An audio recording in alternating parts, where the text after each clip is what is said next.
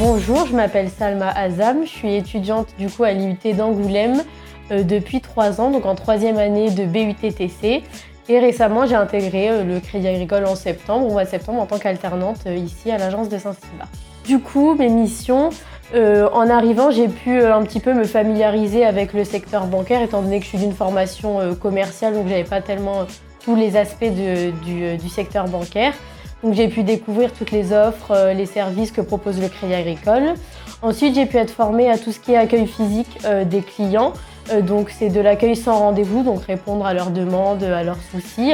Et ensuite, j'ai pu voir du coup l'accueil téléphonique, donc qui est à distance cette fois-ci. Il y a certaines opérations du coup qu'on peut traiter, c'est les accompagner au mieux, du mieux qu'on peut à distance.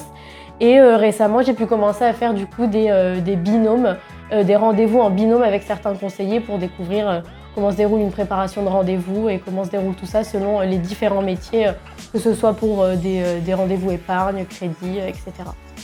Donc moi, je suis Sophie Grandon, je suis au Crédit Agricole depuis quelques années. Je suis directrice déléguée du Crédit Agricole de l'agence de Saint-Cybar qui a 3 autres bureaux qu'on appelle des satellites. Donc il y a 3 chaînes à Bassaux, il y a Saint-Thiriès qui vient d'être ouvert le 26 septembre et on a Gompontour. Ça représente 23 collaborateurs. Alors le maître d'apprentissage, une fois que toutes les étapes des ressources humaines sont passées, c'est-à-dire que les jeunes étudiants sont à travers un job dating pour pouvoir être sélectionnés. Donc ensuite, ils viennent vers nous. Et nous, là, le but, c'est de les accueillir.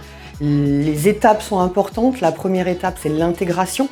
Connaître l'équipe, connaître l'agence, connaître le fonctionnement, voir un petit peu comment ils se positionnent sur un accueil client et autres. Entre 3 et 6 mois, on les met un peu plus en contact de la clientèle. Donc là, ils vont aller un peu en duo sur des rendez-vous, ils vont aller en duo sur de l'accueil qu'on appelle physique, à l'accueil des clients. Ils vont aller aussi à l'accueil téléphonique, parce que l'accueil téléphonique se fait en agence. On les voit évoluer, mais c'est énorme parce que vite, ils gagnent une maturité, alors pas encore professionnelle, parce que ça reste des étudiants. En plus, il y en a, ils s'amusent plus que d'autres, on va dire. On essaye de les coucouner, que ça soit quand même très doux pour eux. Ils n'ont pas de portefeuille client. Le but, c'est vraiment l'apprentissage du métier, à savoir si effectivement ça leur plaît ou pas. C'est tout l'intérêt de l'alternance. Je dirais que pour nous, c'est un avantage parce que ça nous permet d'avoir de l'expérience professionnelle tout en continuant mes études.